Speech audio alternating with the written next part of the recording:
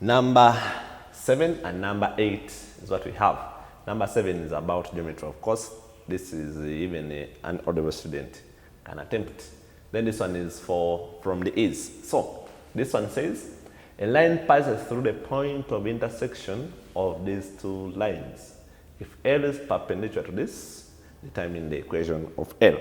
So now they're telling us that the line we want to find is passing through the point of intersection of these two, meaning we had to first solve those two to get that point of intersection. So if I write this line there, so that I have x minus 3y, I take this to the other side. Then this one, I start with this one, plus now y, take this side. I want to solve simultaneously, I multiply here by 3, then here by 1. Be having equals 3 times 4, that's 12. So, then I subtract. If I subtract, this will go to 0, negative 9 minus 1 to give us negative 10 with our y, 12 minus 2, that is 10. So from here, our y becomes negative 1. And if you use either this or this, so if we put here, it will be now negative 1 times negative 3, which is 3. To the other side, you have 4 minus 3. So our x will be a 1. So there, our point becomes 1, negative 1. Now we have the point where our line L passes, but we need this gradient. They told us that L is perpendicular to this. So from here, so the line you want to get is perpendicular to this. So can you get the gradient of this?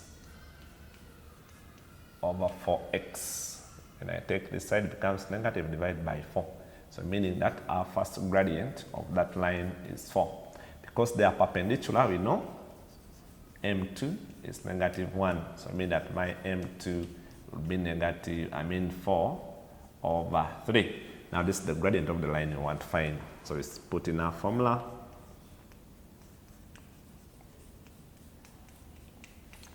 So now the point is here. So I have y minus 1, the gradient into x minus 1. Multiply through by 3, so I'll be having 3y, here I'll be having times 3 equals 4 times this, then minus 4.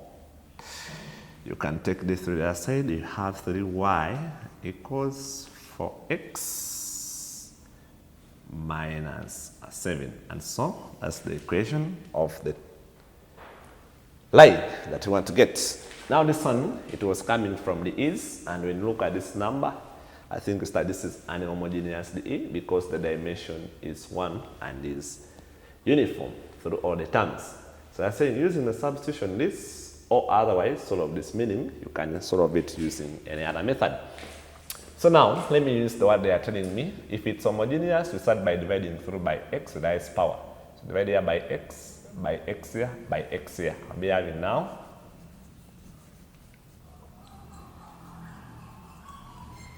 then plus a 1. So from my letting there, what they want me to use, I can see y over x there will be equaling to a v if you divide it there. Now the next thing, we need to change the variable here. So differentiate this with respect to x.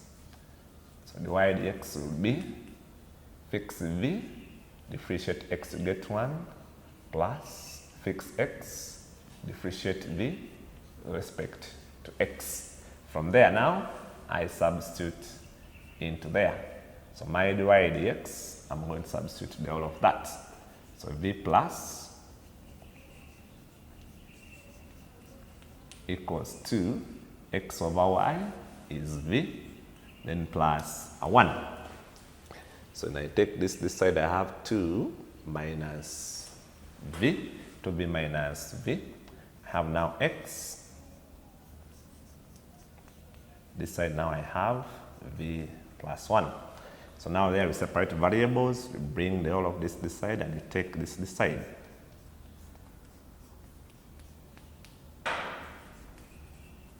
over x. Then from there, just integrate. This would be natural log of x plus c. But now it's that our v is there, so we have now natural log of y over x plus 1 equals natural log of x plus c. You can leave it there, or you can go and simplify. You see, if I simplify this, I'll be having, you can leave it there, or you can simplify it to natural log of, this will be y plus x over x minus natural log of x equals to c. If you want to simplify it, this will be now, you see when I bring this side, I have natural log of y plus x over x squared equaling to a c. If you want, you can take this c this side, y plus x over x squared equaling to e power c, and all of this can also be a constant. So y plus x over x squared, if I did this constant to be a. That's another way. If you want to simplify, but even if you stop here, you'll get all your marks. Now, the other otherwise parts, we said you can handle it. They are giving you an alternative of the otherwise.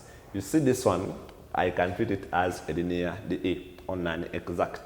If I take this side, so I'll be having now, if I take everything this side, I have now the y dx minus 2 over x equals a 1 from here. Now you see that this one now, if I compare it with our equation of the y dx plus py equals q, you can start my p from here is negative 2 over x. So now I can get my integrating factor. So as we said, it's integral, the p, then the x. So my f here, you can see this is e, negative 2 natural log of x. And so I can say to bring that one there. And so this will be e, natural log of x power negative 2. And this will give me x power negative 2, which I can write as 1 over x squared. So this is my integrating factor. But you said after getting the integrating factor, don't waste time.